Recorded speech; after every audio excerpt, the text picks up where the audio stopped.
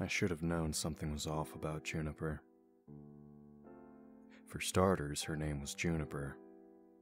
That should have been my first red flag. But when her photo popped up on Tinder, my thumb hesitated over her face. Yeah, it was a bathroom selfie. And yeah, her lips were pursed in an annoying semi-duck face. But fuck, she was hot. My thumb slid across my phone's screen as I swiped right. Our first date was at a bar near her work, somewhere in Midtown. She wanted to meet up on a Tuesday. I'd have preferred a weekend night, but whatever, I'm flexible. When the catch is hot enough... It was some douchey place with a sports reference for a name, Foreplay or something. The place was filled with frat boy now financial advisors taking advantage of the happy hour specials and attractive bartenders in tight tank tops. I grabbed us a table in the back, behind the giant Jenga and pool tables. My phone buzzed with a text message. Running late. Be there in 10. I rolled my eyes and took a sip of my cheap lager. She better be worth it. My beer caught in my throat as she walked past the bar into the main seating area. She scanned the room for me, her long blonde hair over one shoulder.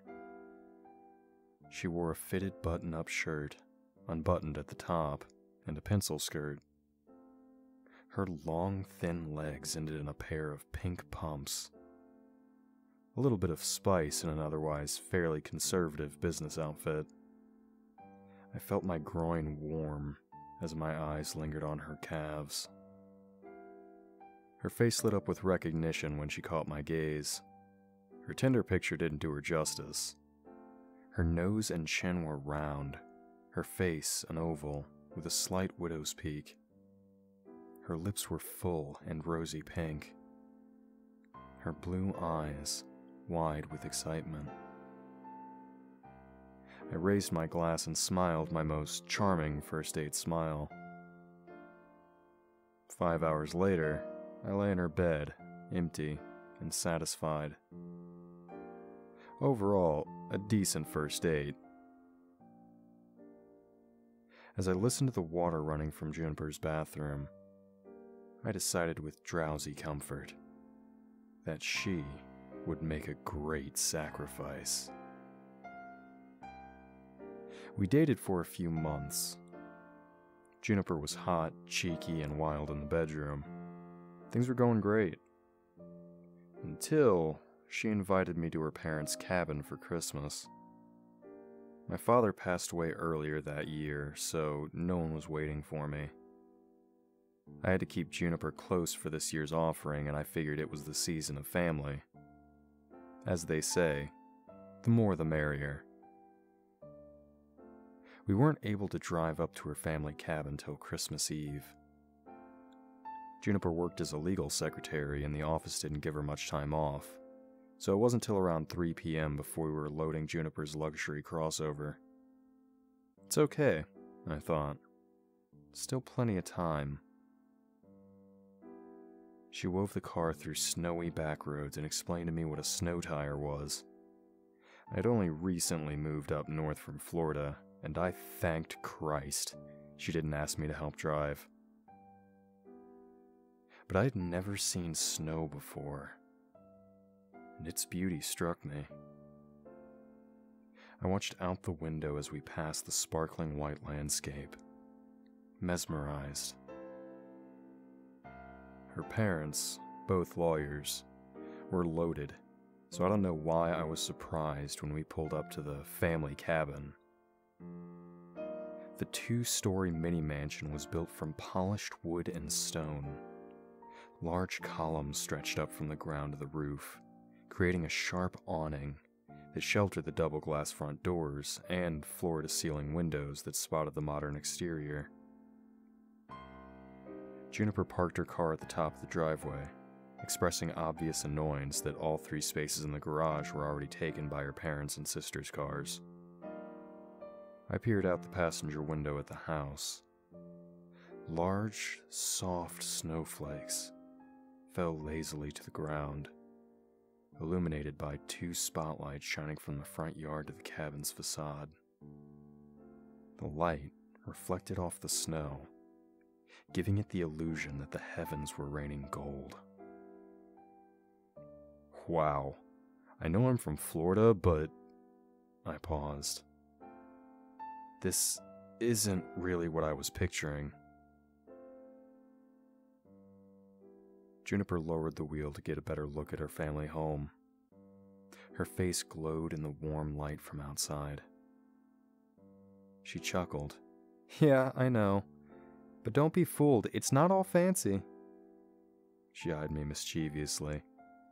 The cell service here is fucking shit. Ah, I nodded, as if that one fact brought her whole family back down to earth. You brought your swimsuit, right? I laughed at the joke. Oh, of course. Her smile fell. No, Calvin, I'm serious. You brought your suit, right? I looked out at the snowy wilderness around us, unsure how to respond. Juniper sighed. For the jacuzzi! I'm sure my dad has an extra pair you can borrow. Oh, great, I said without much enthusiasm. Big wet snowflakes covered us in the few minutes it took to unload the car and jog to the house. The door closed with a thud and Juniper dropped her bags, kicking off her pristine duck boots before bounding down the hallway. Amber, Clover, where are you guys? I placed the box of meticulously wrapped gifts I had been carrying down and grabbed a quick look at my watch. 5:14. Perfect. The ride up was faster than I had expected.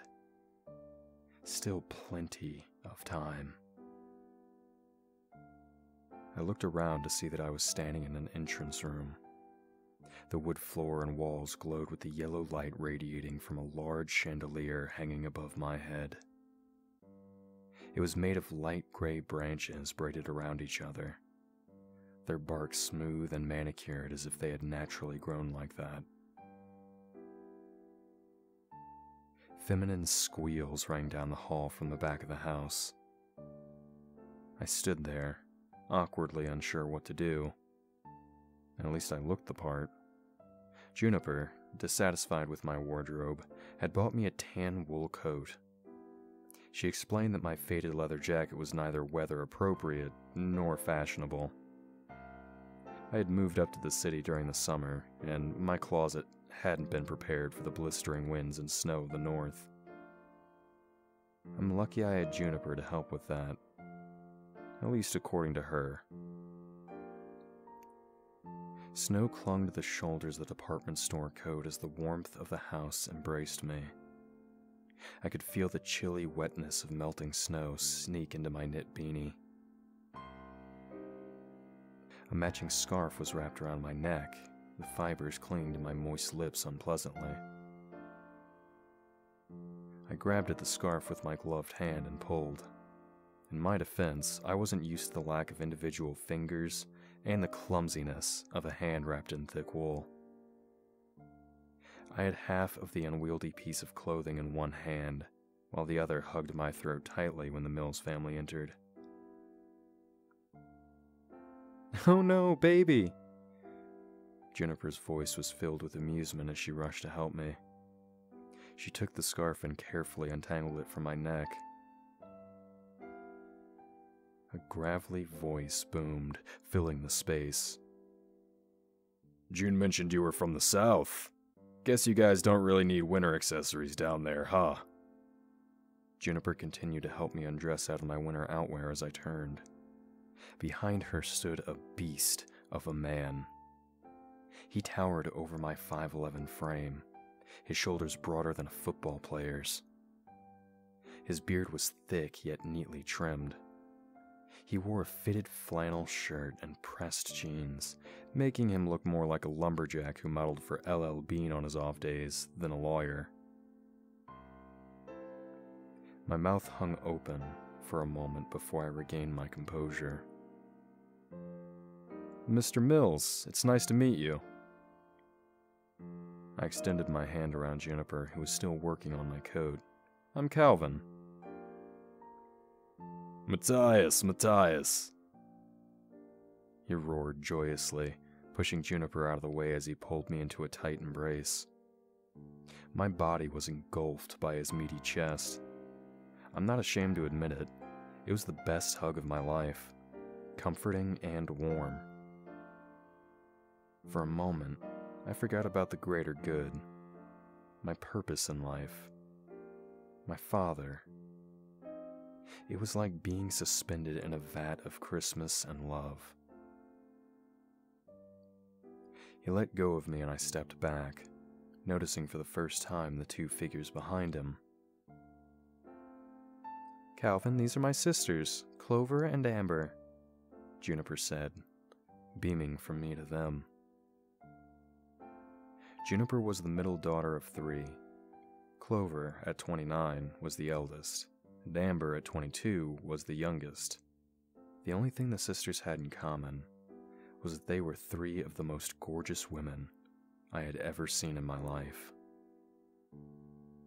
Clover had silky black hair cut short at her chin. Her features were sharp, her thin gray eyes bordered by heavy eyelashes. She smiled coyly at me as she extended her hand. "Nice to meet you, Calvin." While Juniper's voice was high and bubbly, Clover's voice was low and throaty, similar to her father's, but with a husky feminine quality that made it difficult to think of her as my girlfriend's sister. "And I'm Amber," a soft voice said to my left. I tore my gaze away from Clover to the younger sister. Amber was much shorter than her siblings, with thick red hair and a circular face. She had a button nose and round green eyes.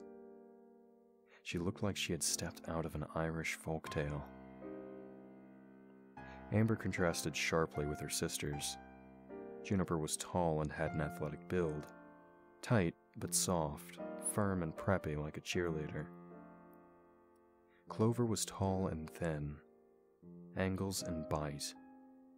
The only one in the room who actually looked like a lawyer, but ironically was a painter.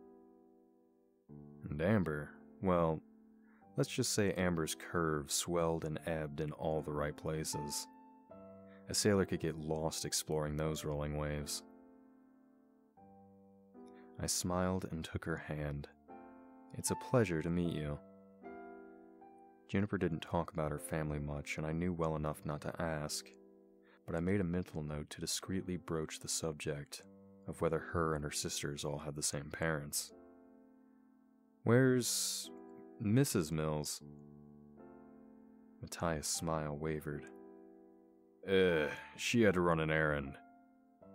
His eyes shifted to Clover, whose returning gaze narrowed slightly. His dark eyes shot back to mine, and he smiled confidently again, the moment of weirdness over as suddenly as it had started. "She'll be back later." "Come on, Juniper, help us with dinner," Amber said as she grabbed her sister's hand and began to pull her down the hall. Clover's mouth turned downwards as her dark eyes lingered on me for a moment before following her sister's. Something heavy then hit my shoulder, and I jumped.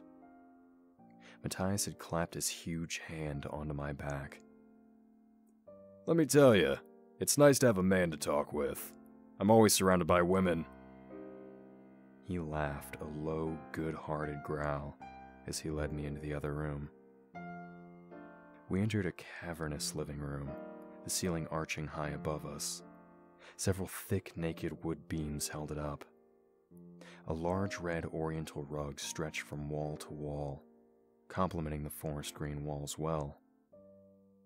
2 large brown leather couches sat kitty corner to each other in the middle of the room. The walls were lined with hunting trophies. The taxidermied heads of different animals stared out across at each other, their dead glassy eyes unseeing. Deer and bears snarled menacingly, their teeth bared without emotion. A bobcat perched on a rock in the corner of the room, next to a fat pheasant. Against one wall was a large glass gun rack. Polished rifles gleamed in the warm overhead light. The centerpiece of the room, a massive moose head, rested above the marble fireplace in which a large fire roared, radiating heat and golden light around the room. Catching me eyeing his collection, Matthias laughed. "Are you a hunter, Calvin?"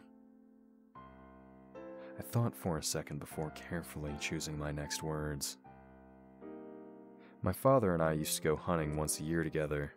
I still practice the tradition. Good.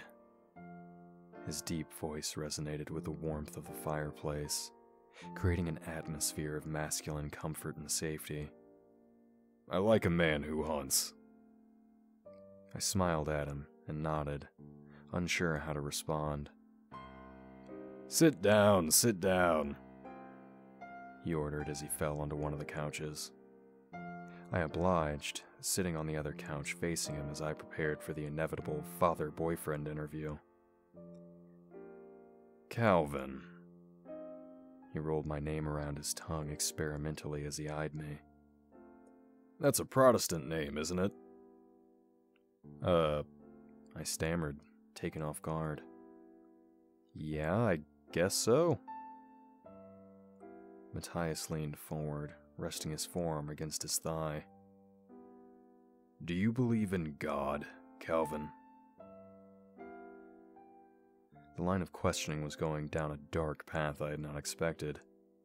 In the 4 months I had been dating Juniper, she had never brought up religion. Of course.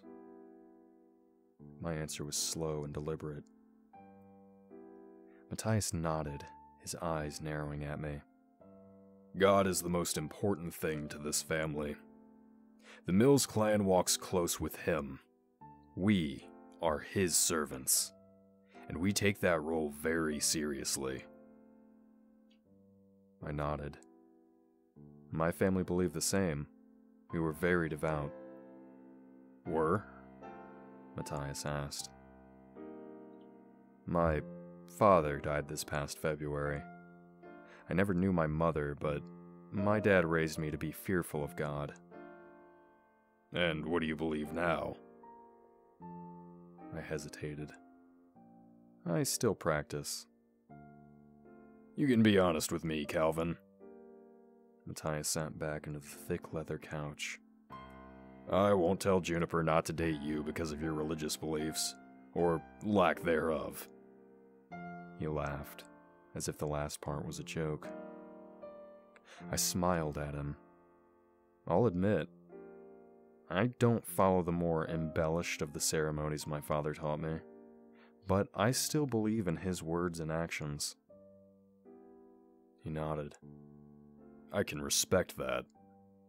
I know my daughters only participate in some of the more, how did you put it, embellished of the ceremonies solely for my benefit. I understand the younger generation doesn't care as much for the ritual of worship. But I think it's important that you know how deep this family spirituality runs. God comes first in this house. When God asks us to do something. He paused, looking towards the floor as he cleared his throat. He looked back up at me, his gaze fierce, freezing me in time and space. We obey, without question. As it should be, I said. We stared at each other for several moments before the tension was broken by Matthias's deep laughter. I like you, Calvin. He stood. I'm gonna go grab a beer. Want one? That'd be great, thanks. He left and I sat in the living room, surrounded by fire and death. Dinner and drinks passed uneventfully. The food was delicious and Matthias's wine cellar impressive. I didn't even notice the absence of Mrs. Mills throughout the course of the dinner. Matthias kept filling my glass, and I drank the rich red wine with relish. I should have known better. Christmas Eve had been me and my father's night, and so maybe my overindulgence was an attempt to deal with his absence. Maybe I wasn't ready to go through that night's rite without him just yet. But I knew at the back of my mind that I had to. That it was my duty. I owed it not just to my father, but to the world. As Matthias poured another glass of wine, I looked down at my watch. 9:58. I needed to pace myself. To rest. I'd need my wits and strength for the witching hour. Luckily, I did not have to excuse myself early. As the clock struck 10, Matthias raised his glass in cheer. "Let us bless our last sip of wine before we head to bed." His eyes twinkled with drink. "Tonight's a big night for us, and so let us toast to the family." He held his glass towards me. "And new friends. To endings and to new beginnings." He winked. His smirk lopsided. "To the most sacred holiday, and to God. Let us give to him all that he asks of us, and hope he favors us with the treasures of his bounty." He stretched his glass to mine. "To St. Nicholas." Our wine glasses clinked as the sisters' voices echoed their father. "To St. Nicholas." I laughed and downed the last of my wine, attributing each and every red flag to the quirkiness of a rich and spoiled family of lawyer lumberjacks. I awoke later that night, to hands running up my chest. I opened my eyes, my mind groggily trying to catch up to my body's instant reaction. A warm, naked body pressed into me, and I rolled towards her, pulling her closer. My lips found her soft skin and I kissed her neck, tracing the gentle curve of her jaw. Something brushed lightly against the back of my neck, but my brain was too drenched in desire and sleep to register the sensation. She moaned, and I ran my hand up her side. As I cupped her breast, the supple flesh gave under my fingertips, and electricity shot through my body as I squeezed. Bringing my mouth to hers, I kissed her deeply. Arms wrapped around my back, and I opened my eyes with instant focus. My vision suddenly filled with Clover's cold gray gaze. I recognized the sensation of breasts much larger than Juniper's or Clover's pressing against my back, firm and soft. Amber's breath was hot on my ear. "Shh, don't fight it." Her tongue slid across the sensitive skin at the top of my neck and brought my earlobe between her lips. Clover kissed my cheek and whispered, "Open your eyes." I obeyed. Above me, standing at the foot of the bed, was a woman. I sat bolt upright, filled with sudden panic. Clover and Amber's hands fell away as they watched my reaction with amused expression on their faces. The woman stood, looking at me. Her hair was long, longer than Juniper's, and it was stark white. Not graying, but pure white. She stood there completely naked, her pale body glowing in the silver light of the moon outside the window. Her eyes were wide, revealing pupils completely milky with cataracts. She looked ageless, color fading from her along with her youth, yet her fair skin was still smooth and firm. "Calvin, Mom, Mom, Calvin." Clover cooed beside me, her voice a mixture of sensuality and power. Mrs. Mills stared at me with those unseeing eyes, and she smiled. "It's nice to meet you, Calvin," she said quietly, her voice delicate. I was breathing heavily, my panting shifting from arousal to fear in mere seconds. My fight or flight instinct was screaming at me to do something, but I was frozen. My eyes darted to the digital clock on the nightstand. 11:28. My alarm was set off to go in only a few minutes. I still had time to prepare for the ritual. I looked up at Mrs. Mills, who was still smiling at me, waiting for a response. My voice came out strained, tight with fear, confusion, and some embarrassment at the sheer amount of nudity around me. "You too, Mrs. Mills." "Please, call me Holly." Without waiting for a response, she turned to Clover. "He will do. Prepare him for sacrifice." I felt a pinch in the neck, then darkness. I opened my eyes slowly. My head throbbed and my body was shaking uncontrollably, the air shockingly cold. I tried to take in the scene around me through blurry vision. I was sitting on the cold, hard ground. Short walls of snow surrounded me in a circle, but the circle itself was bare, except for dozens of thick white candles. My ass cheeks were numb against the frozen leaves that had only recently been covered. I was naked, and I realized the Mills family was kneeling around me.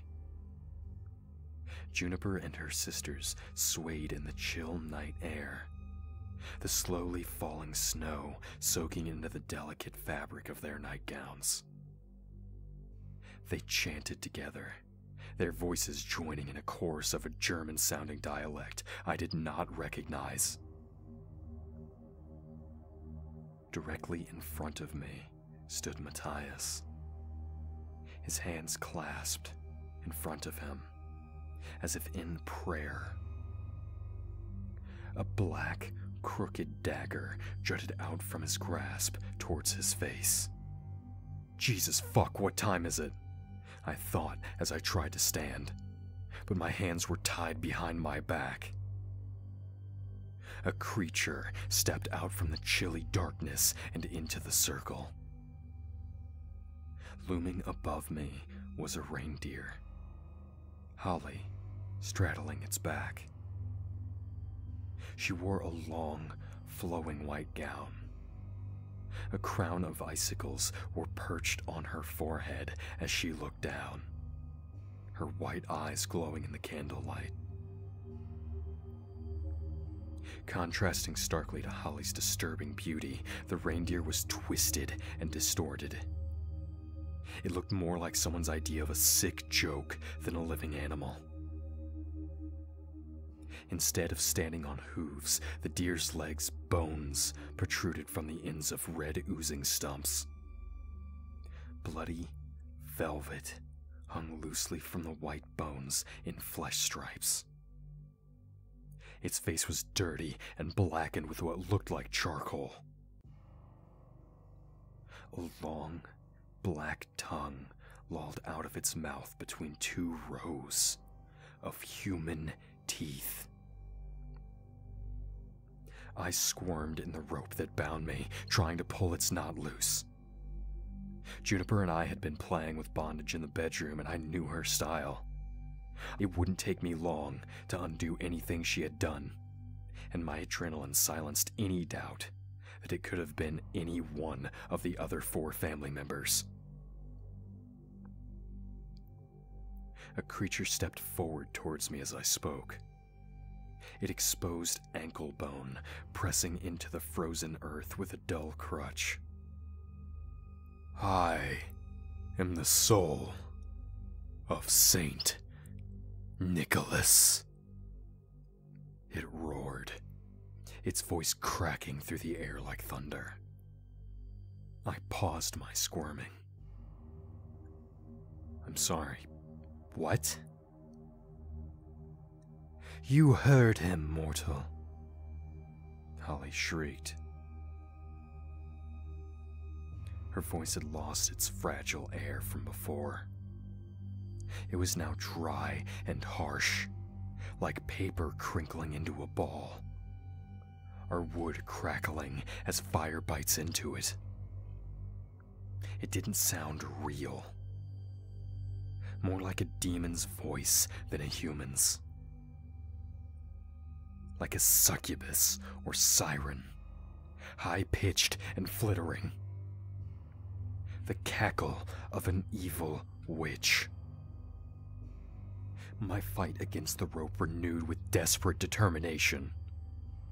Fuck this shit and fuck this family.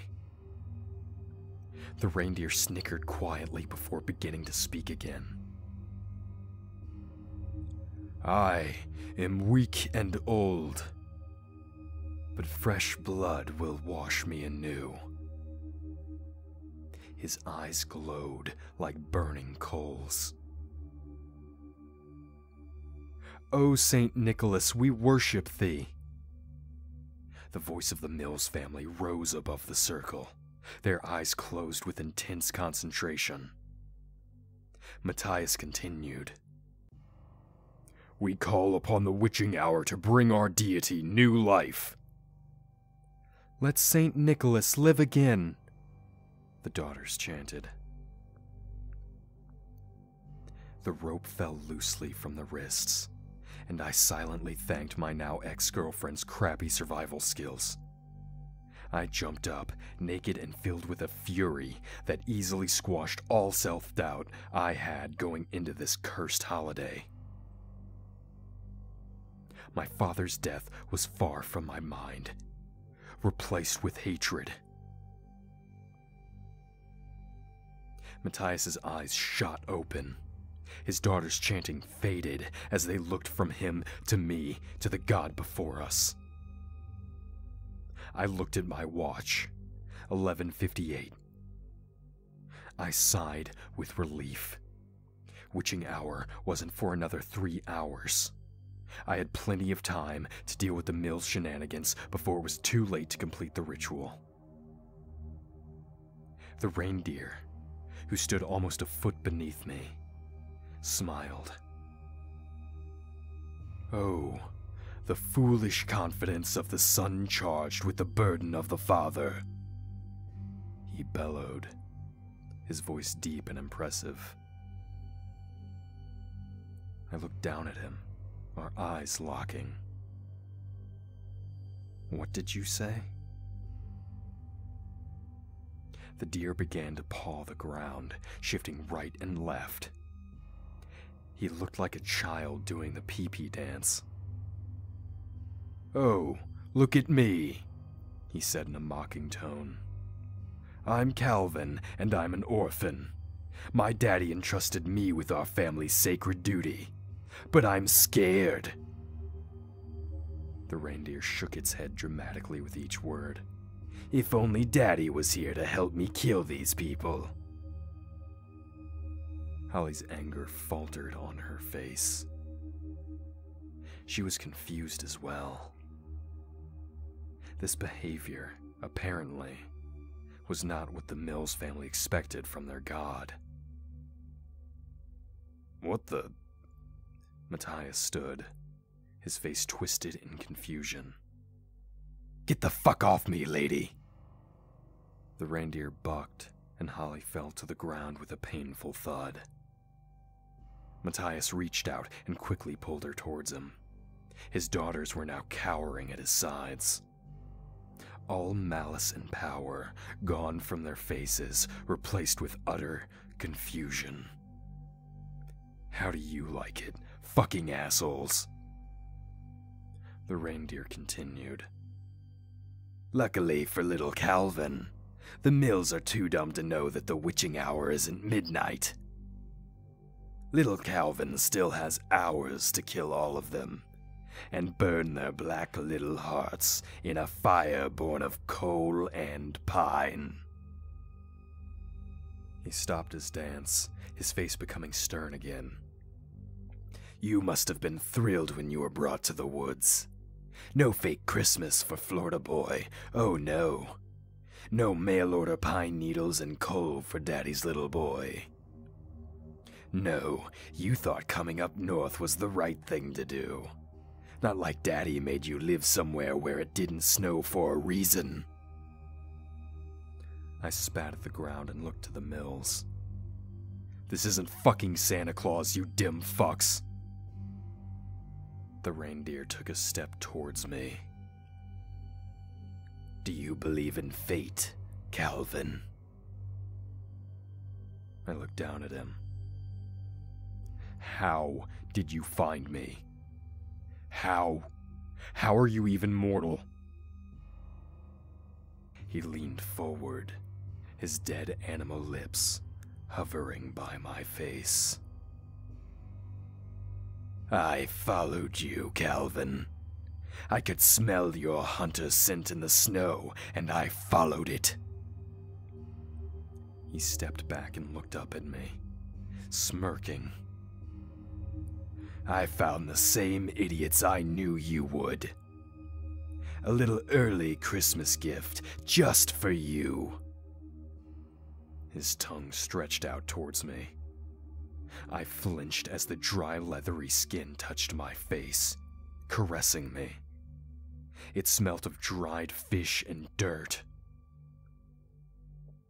How were you able to become corporeal?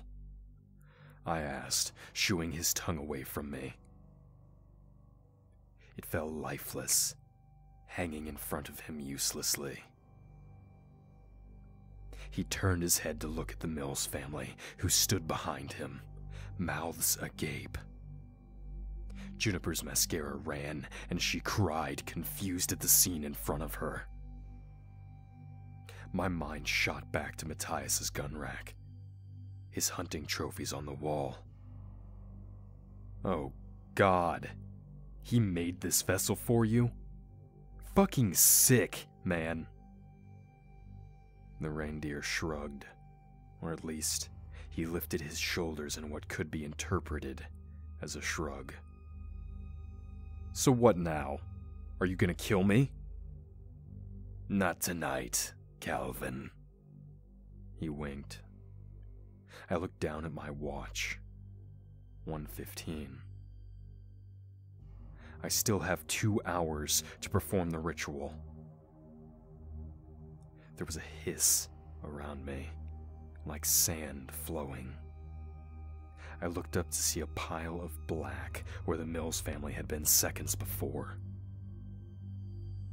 The reindeer swung his face around as if in astonishment. Oh my, where did those rascals get to? He stomped around in mock confusion, the bare bones he stood on audibly snapping with the weight. Welp. He looked back up at me. Good luck trying to find new sacrifices in the middle of bumfuck whatever state this is. I'm out. He turned away from me and leapt into the snow.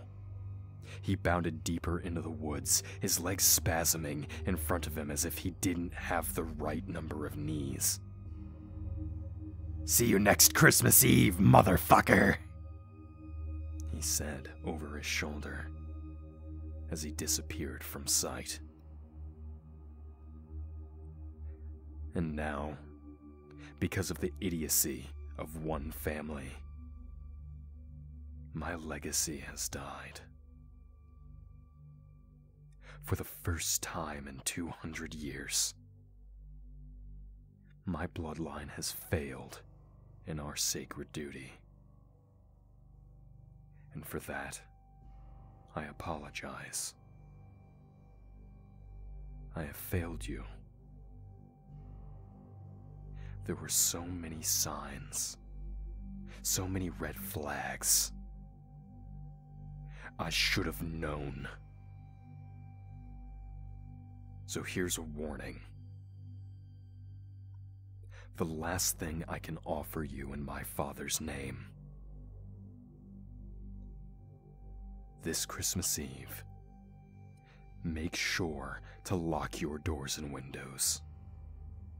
Leave your shoes outside. And stay bundled in your bed. Because this year, Krampus is back.